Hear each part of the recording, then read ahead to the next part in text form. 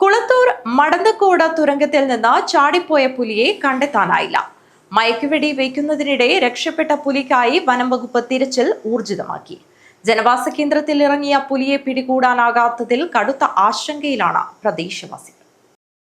കൊളത്തൂർ വില്ലേജിലെ മടന്തക്കോട് പാറമടക്കുള്ളിൽ കുടുങ്ങിയ പുലിയെ ഇനിയും പിടികൂടാനായില്ല. കഴിഞ്ഞ ദിവസം പുലർച്ചെ 3 മണിക്ക് മയക്കുവെടി വയ്ക്കാനുള്ള ശ്രമത്തിനിടെയാണ് പുലി രക്ഷപ്പെട്ടത്. പ്രദേശത്ത് രാവിലെ കനത്ത മൂടൽമഞ്ഞു കാരണം വെളിച്ചം വന്നതിനു ശേഷമാണ് തിരച്ചിൽ പുനരാരംഭിക്കാനായത്. ബുധനാഴ്ച വൈകിട്ടാണ് ചാളക്കാട് മടന്തക്കോട്ടെ കൃഷ്ണന്റെ കൗങ്ങിൻ തോട്ടത്തിന് സമീപമുള്ള പാറക്കെട്ടുകൾക്കിടയിലെ മാളത്തിൽ പുലിയെ കണ്ടെത്തിയത്.